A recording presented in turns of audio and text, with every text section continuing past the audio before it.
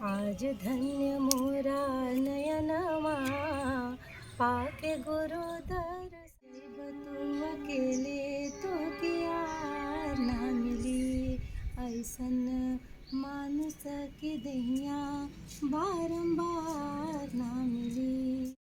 America में भोजपुरी लोक संस्कृति, लोकगीत और शास्त्रीय संगीत का झंडा बुलंद करने वाली स्वस्ति पांडे इन दिनों आरा में है। आईना ने उनसे विशेष बातचीत की। आरा में स्वस्ति पांडे का ससुराल है और मायके भी है, तो जाहिर है कि आरा से विशेष लगाव होगा।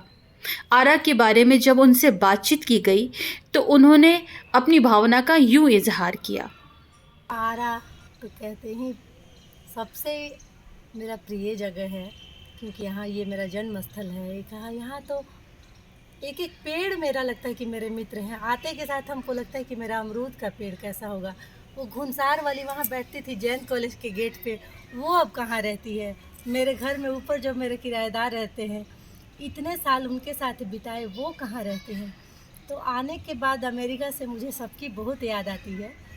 और आरा ही को तो जाने हैं, चूँकि आरा मेरा जन्म स्थल है। यही मेरी शिक्षा दीक्षा परीक्षा सब यहीं पे हुई, विवाह भी आरा में ही हुई। तो आरा से ऐसे जुड़े हुए हैं। अभी भी माँ हैं, भैया हैं, भाभी हैं, दीदी भी रहती हैं आरा में, और मेरे सब साथी हैं। मेरा विद्यालय, मेरा महाविद्यालय, मेरा म्यूज़िक स्कूल सब तो आरा में ही है।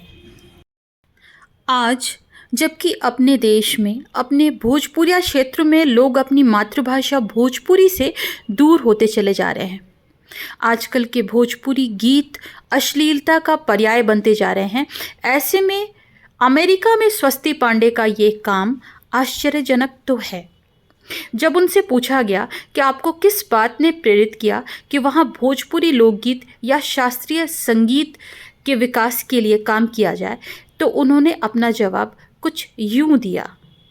मुझे जो ग्रुप मिला, फिजियन का संग मिला, और फिजी लोग काफ़ी अपना हमारे संस्कृति को सुरक्षित रखे हैं। अभी भी उनके यहाँ झंडा बदलते हैं, महावीर जी का रोट बनता है। अगर मंगलवार को मंदिर जाते थे तो इतना बड़ा बड़ा रोट मिलेगा। तो फिजी लोगों को जब मैंने भोजपुरी बोलते हुए सुना तो मुझे लगा कि अरे ये लोग तो समझेंगे जो हम गाएंगे, जो भी भजन गाए तो वो लोग बोलेंगे कि दीदी बहुत अच्छा। सब लोग मैं पूछती थी कि आप लोग को समझ में आया क्या, तो बोले हाँ इसमें ये बताया गया। तो मेरे लिए बहुत ही बड़ा फैक्टर हुआ कि हम भोजपुरी और गाने ला सकते हैं। और दूसरी बात, वहाँ जो पंडित जी हमको मंदिर में मिले, जलेश्वर उपाध्याय जी, तो वो उनसे तो भोजपुरी में ही बात होती थी। तो मुझे ये भी था कि अरे पंडित जी तो समझ ही रहे हैं, पंडित जी की वाइफ समझ रही हैं, उनके बच्चे समझ रहे हैं। तो ऐसे लगा कि, और प्रोग्राम के बाद बहुत लोग मिलते थे कि हम बनारस से हैं, हम यहाँ से हैं, सब नज़दीकी भोजपुरी जोन का नाम लेते थे, आजमगढ़ से हैं। तो मुझे लगता था कि ये आप लोग भोजपुरी समझ लेते हैं। तो वो लोग बोले कि हम लोग को और सुनना है। तो मेरे हस्बैंड बोले कि अच्छा रुको ये वीडियो कहीं डालते हैं। फिर वहाँ वो लोग वो जो भी उनको प्रेरणा मिली कि ये वीडियो आप ऐसे मत डालिए, आप इसको अच्छे से बना के डालिए, मतलब रियली वीडियो डालिए, ऐसे ही नहीं कि कैसे भी रिकॉर्ड कर लिए। आप पूरा गीत रिकॉर्ड कीजिए और पूरा पूरा गीत। मेरा इंटरेस्ट खुद ही बढ़ने लगा, क्योंकि भोजपुरी सॉन्ग की ज़रूरत पड़ने लगी। मंदिर वाले जब बोले कि दीदी और भोजपुरी गाइए, तो और पंडित जी बोले कि सोहर तो होना ही चाहिए, राम जी का जन्म हुआ तो मुझे थोड़ा प्रेशर पड़ने लगा कि सोहर चाहिए। लेकिन हम अचानक से जब गान जितना याद रहता था उतना ही गा लेते थे। लेकिन उसके बाद हम फिर अपना नोट्स बना लेते थे, कहीं दो चार किताब। मेरे पिताजी हिंदी के प्रोफेसर थे, तो उनके पास था भोजपुरी साहित्य का इतिहास, मैथिली साहित्य का इतिहास। तो वो सब किताबें फिर मैं आरा जब भी आई तो लेके गई, और उसमें से सारे सॉन्ग देख लिए। एक लोक गायक होने के नाते, एक शास्त्रीय गायक होने के नाते, एक शिक्षक होने के नाते आप क्या सलाह देना चाहेंगी अभी के पीढ़ी को? शास्त्रीय संगीत को अपना मजबूत करना ज़रूरी है, क्योंकि भोजपुरी और फोक तो ठीक है, वो तो सभी गा सकते हैं, लेकिन आवाज़ को और उसमें माइक्रोटोन्स लाने के लिए और सुंदर बनाने के लिए सरगम का अभ्यास तो चाहिए, और तीनों पिच में चाहिए अपने पास जितना, और प्राणायाम जितना श्वास रहेगा उतने हम अच्छे से प्रेजेंट कर सकते हैं। नहीं तो कमियां तभी आना शुरू होती हैं जब हम गाना चाहते हैं और बीच में सांस फूलने लगे। तो प्राणायाम जरूरी है, सरगम का अभ्यास जरूरी है और तानपुरा के साथ इसका अलग फर्क होता है। मंगल भवन मंगलहारी द्रवहु सुदशरथ अजिर बिहारी सबरी देख राम गृह आए मुनि के वचन समुझे जिय भाए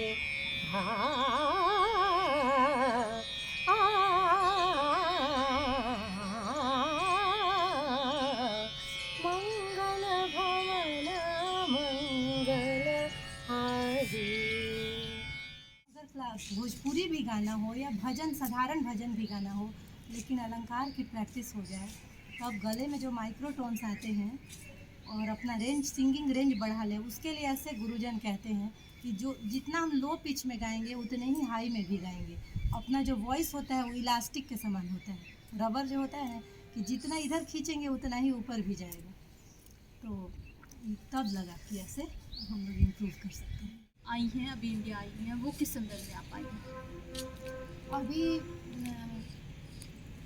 उदयपुर में मेडिटेशन कैंप था और एक भोपाल में नेचुरोपैथी कैंप था, तो उसी के लिए आया। और फिर मुझे लगा कि 2 कैंप ख़त्म होगा, फिर माँ के यहाँ जाएंगे, तो मैंने शिवरात्रि को भी अपने हाथ में ले लिया कि शिवरात्रि भी काश मिल जाता। और वहाँ साप्ताहिक ही होता है, तो लगातार 24 घंटा 7 दिन जब एक मंत्र में हम लोग डूबते हैं, तो इस संदर्भ में कोई एक ऐसी चीज़ है जो कि हम लोगों को, हम भारतीयों को अमेरिका से सीखना चाहिए, तो ऐसी कौन सी चीज़ हो सकती है? अगर बच्चों के लेवल पे हो तो सबसे पहले मैं ये बताऊंगी कि वहाँ के बच्चे जो हैं स्कूल में ये सीखें कि जजमेंटल नहीं होना है, किसी के लिए भी कभी शिकायत नहीं, कौन काला है कौन गोरा है। हम लोग कभी बोल देते हैं कि अच्छा वो कितनी मोटी है, आराम से बोल देते हैं। वहाँ ये बोल के तो बच्चे बोलेंगे कि नहीं मम्मा, अगर हम स्कूल में कभी ऐसे बोल देंगे किसी को तो किसी भी स्कूल में एडमिशन नहीं मिलेगा। तो वो जजमेंटल नाम का वो चीज़ ही नहीं जानते हैं, किसी के बारे में कुछ नहीं बोल सकते हैं। तो ये हम देखें कि वहाँ के बच्चों में खासियत कि, और वो स्कूल की ही देन है, स्कूल में इतने स्ट्रिक्टली फॉलो होता है कि आपके मन में भी किसी के लिए बुरी भावना नहीं आएगी। वो पढ़ने में तेज हो, कमज़ोर हो, या काला हो या गोरा हो, मोटा हो, पतला हो, बीमार हो, कुछ भी फ़र्क नहीं पड़ेगा, किसी के मन में भी नहीं आएगा। उसके सबके साथ सहानुभूति रहेगी। और यहाँ थोड़ा हम आसानी से किसी के लिए बड़ा छोटा का भेद कर देते हैं, है ना। और इसका एग्जाम्पल है, जैसे एक कोई लड़की आई यहाँ पे तो बोली अरे वो कितना मोट हो गई भैया, वो रोना शुरू कर दी बच्ची, बोली कि mamma I will never go to India. वो लोग just they are not talking about my talent, they are just talking कि मोट हो गई भैया, तो I will not go, they don't know how to talk.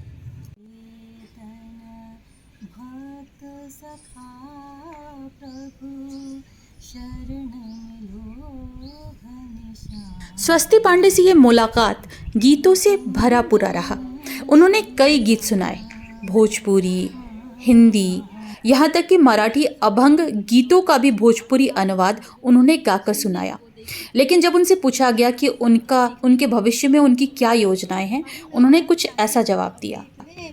अब मुझे लगा कि कितना सारा भंडार है, अभी नए नए बच्चों से भी सुनने को मिला, तो मैं उस भंडार को सोची हूँ कि धीरे धीरे मैं भी अपने भंडार में भरूंगी और फिर अमेरिका में सुनाएंगे, ताकि जैसे अभी रामनवमी की तैयारी करनी है, उसके बाद जन्माष्टमी, दुर्गा जी के भजन, तो अभी और भी ले आएंगे। बहुत सारे सोहर भी नया नया आया हुआ है, उन पे काम करेंगे।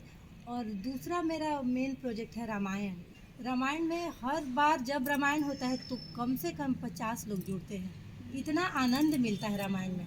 और एक धुन उसका भोजपुरी का है जो कि पूरे अमेरिका गा रही है ज़्यादातर, जैसे पग पग लिए जा, इस वाले पे कि भोजन करत बोल जब राजा नहीं आवत तजी बाल समाजा, नहीं आवत तजी बाल समाजा। कौशल्या जब बोल न जाई, ठुमुकी ठुमुकी प्रभु चलै पराई। मंगल भवन मंगलहारी। बातचीत के बाद बारी आई उस प्रसिद्ध मैथिली गीत की, जिसे स्वस्ति पांडे ने अपने कॉलेज के दिनों में कई मंचों से प्रस्तुत किया था। उसे सुनाते वक्त स्वस्ति पांडे के चेहरे पर एक मुस्कान सी आ गई। झेलम नहायब हम सतलज नहायब, गंगा में नहायब त्रिवेणी नहायब। मुदा मिथिले